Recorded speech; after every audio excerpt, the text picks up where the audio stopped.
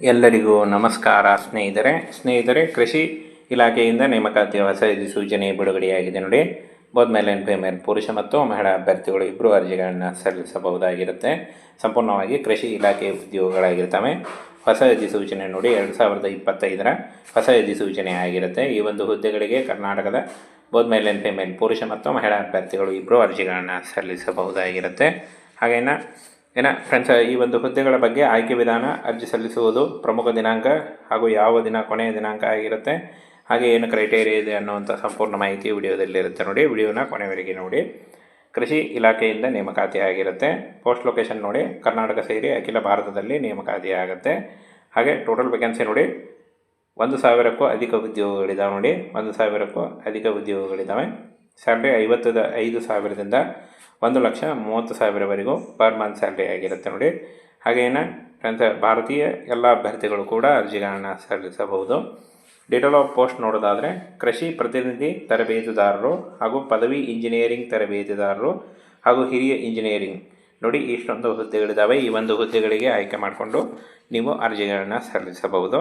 ಹಾಗೇನು ಏಜ್ ಲಿಮಿಟನ್ನು ನೋಡೋದಾದರೆ 18ರಿಂದ 27 ವರ್ಷದ ಒಳಗಿನವರು ಅರ್ಜಿಗಳನ್ನು ಸಲ್ಲಿಸಬಹುದು. OBC ಅಭ್ಯರ್ಥಿಗಳಿಗೆ 3 ವರ್ಷ ಮತ್ತು SC/ST ಅಭ್ಯರ್ಥಿಗಳಿಗೆ 5 ವರ್ಷ ವಯೋಮಿತಿ ಸಡಿಲಿಕೆ ಕೂಡ ಇರುತ್ತೆ ನೋಡಿ. ಇನ್ನು ಸಂದರ್ಶನ ಮತ್ತು ಲಿಖಿತ ಪರೀಕ್ಷೆ ಇರುತ್ತೆ ನೋಡಿ. ಸಂದರ್ಶನ ಹಾಗೂ ಲಿಖಿತ ಪರೀಕ್ಷೆ ಮತ್ತು ದಾಖಲೆ ಪರಿಶೀಲನೆ 3 ಇರುತ್ತೆ ನೋಡಿ. ಲಿಖಿತ ಪರೀಕ್ಷೆಯಲ್ಲಿ ಪಾಸಾದಂಥ ಅಭ್ಯರ್ಥಿಗಳಿಗೆ ಸಂದರ್ಶನ ನಡೆಸಿ ದಾಖಲೆ ಪರಿಶೀಲನೆ ಮಾಡಿ ನಿಮಗೆ ಪೋಸ್ಟಿಂಗನ್ನು ಮಾಡಲಾಗುತ್ತೆ ನೋಡಿ. ಹಾಗೇನು ಈ ಒಂದು ಹುದ್ದೆಗಳಿಗೆ ಏನು ಒಂದು ಎಜುಕೇಷನ್ ಬೇಕು ಅಂತ ನೋಡೋದಾದರೆ PUC ಹಾಗೂ ಯಾವುದೇ ಎನಿ ಡಿಗ್ರಿಯನ್ನು ಹೊಂದಿದ್ದರೂ ನೀವು ಅರ್ಜಿಗಳನ್ನ ಸಲ್ಲಿಸಬಹುದಾಗಿರುತ್ತೆ. ಹಾಗೆ BSc BE ಮತ್ತು BTech ಆದಂಥ ಅಭ್ಯರ್ಥಿಗಳು ಕೂಡ ಈ ಒಂದು ಹುದ್ದೆಗಳಿಗೆ ಅರ್ಜಿಗಳನ್ನ ಸಲ್ಲಿಸಬಹುದು. ಇನ್ನು ಅಪ್ಲಿಕೇಶನ್ ಫೀ ಎಲ್ಲ ವರ್ಗದ ಅಭ್ಯರ್ಥಿಗಳಿಗೂ ಕೂಡ ಶುಲ್ಕ 500 ರೂಪಾಯಿ ಇರುತ್ತೆ. ಪಾವತಿ ಮಾಡುವ ವಿಧಾನ ಆನ್ಲೈನ್ ಮೂಲಕ ಇರುತ್ತೆ ನೋಡಿ. ಆನ್ಲೈನ್ ಮೂಲಕ ಅಪ್ಲಿಕೇಶನ್ ಫಿಲ್ ಮಾಡುವಾಗ ನೀವು ಪಾವತಿಯನ್ನು ಮಾಡ್ಬೋದು. ಹಾಗೇನು ಫ್ರೆಂಡ್ಸ್, ಅರ್ಜಿ ಸಲ್ಲಿಕೆ ನೋಡಿ 26/5/2025 ಅರ್ಜಿ ಸಲ್ಲಿಕೆ ಶುರುವಾದರೆ 27/6 ಅಂದರೆ 27 ಜುಲೈ 2025 ಅರ್ಜಿ ಸಲ್ಲಿಸಲು ಕೊನೆಯ ದಿನಾಂಕ ಆಗಿರುತ್ತೆ ನೋಡಿ. ಈ ಒಂದು ಕೊನೆಯ ದಿನಾಂಕದೊಳಗಾಗಿ ನೀವು ಅಫಿಷಿಯಲ್ ವೆಬ್ಸೈಟ್ಗೆ ಹೋಗಿ ಅರ್ಜಿಗಳನ್ನು ಸಲ್ಲಿಸಬಹುದು. ಅರ್ಜಿ ಸಲ್ಲಿಕೆ ನೇರ ಲಿಂಕು ಅಂದರೆ ಆನ್ಲೈನ್ ಅಪ್ಲೈ ಮಾಡುವಂಥ ನೇರ ಲಿಂಕು ವಿಡಿಯೋ ಡಿಸ್ಕ್ರಿಪ್ಷನ್ ಬಾಕ್ಸಲ್ಲಿ ಇರುತ್ತೆ ನೋಡಿ. ಅಲ್ಲಿ ಹೋಗಿ ನೀವು ಡೌನ್ಲೋಡ್ ಮಾಡ್ಕೊಳ್ಳಿ, ಅಂದರೆ ನೀವು ಅಪ್ಲೈ ಮಾಡಿ.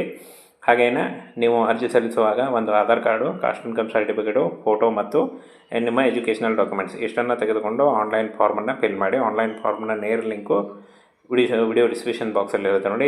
ಇನ್ನು ಇದರ ಬಗ್ಗೆ ಬೇಕಾದಂಥ ಒಂದು ನೋಟಿಫಿಕೇಷನ್ನ ನಮ್ಮ ಟೆಲಿಗ್ರಾಮ್ ಚಾನಲ್ ಇರುತ್ತೆ, ಅಲ್ಲಿ ಹೋಗಿ ಡೌನ್ಲೋಡ್ ಮಾಡಿಕೊಂಡು ಇನ್ನೂ ಹೆಚ್ಚಿನ ಮಾಹಿತಿಯನ್ನು ತಿಳ್ಕೊಳ್ಳಿ. ಸ್ನೇಹಿತರೆ, ಕೃಷಿ ಇಲಾಖೆಯಿಂದ ನೇಮಕಾತಿಯ ಹೊಸ ಸೂಚನೆ ಬಿಡುಗಡೆಯಾಗಿದೆ ನೋಡಿ. ಬೋತ್ ಮೇಲ್ ಆ್ಯಂಡ್ ಫೀಮೇಲ್ ಪುರುಷ ಮತ್ತು ಮಹಿಳಾ ಅಭ್ಯರ್ಥಿಗಳು ಇಬ್ಬರು ಅರ್ಜಿಗಳನ್ನು ಸಲ್ಲಿಸಬಹುದಾಗಿರುತ್ತೆ. ಸಂಪೂರ್ಣವಾಗಿ ಕೃಷಿ ಇಲಾಖೆ ಉದ್ಯೋಗಗಳಾಗಿರ್ತವೆ.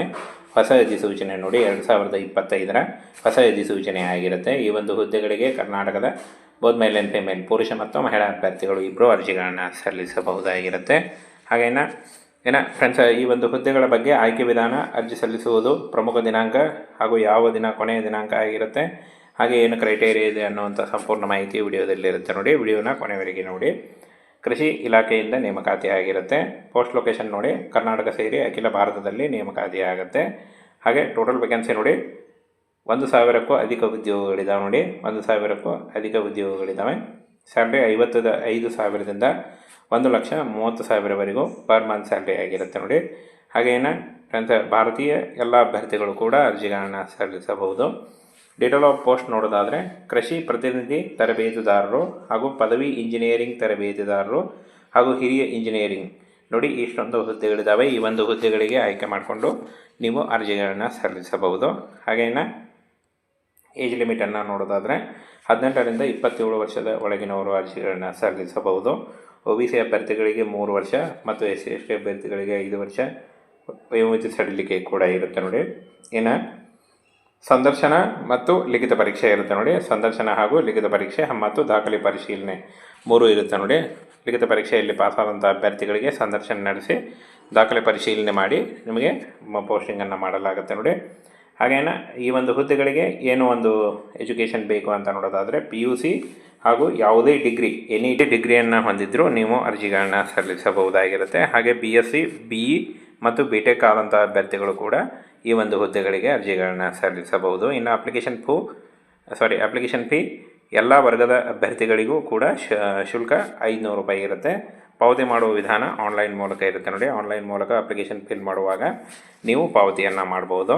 ಹಾಗೇನ ಫ್ರೆಂಡ್ಸ್, ಅರ್ಜಿ ಸಲ್ಲಿಕೆ ನೋಡಿ 26/5/2025 ಅರ್ಜಿ ಸಲ್ಲಿಕೆ ಶುರುವಾದರೆ 27/6 ಅಂದರೆ 27 ಜುಲೈ 2025 ಅರ್ಜಿ ಸಲ್ಲಿಸಲು ಕೊನೆಯ ದಿನಾಂಕ ಆಗಿರುತ್ತೆ ನೋಡಿ. ಈ ಒಂದು ಕೊನೆಯ ದಿನಾಂಕದೊಳಗಾಗಿ ನೀವು ಅಫಿಷಿಯಲ್ ವೆಬ್ಸೈಟ್ಗೆ ಹೋಗಿ ಅರ್ಜಿಗಳನ್ನು ಸಲ್ಲಿಸಬಹುದು. ಅರ್ಜಿ ಸಲ್ಲಿಕೆ ನೇರ ಲಿಂಕು ಅಂದರೆ ಆನ್ಲೈನ್ ಅಪ್ಲೈ ಮಾಡುವಂಥ ನೇರ ಲಿಂಕು ವಿಡಿಯೋ ಡಿಸ್ಕ್ರಿಪ್ಷನ್ ಬಾಕ್ಸಲ್ಲಿ ಇರುತ್ತೆ ನೋಡಿ. ಅಲ್ಲಿ ಹೋಗಿ ನೀವು ಡೌನ್ಲೋಡ್ ಮಾಡ್ಕೊಳ್ಳಿ, ಅಂದರೆ ನೀವು ಅಪ್ಲೈ ಮಾಡಿ.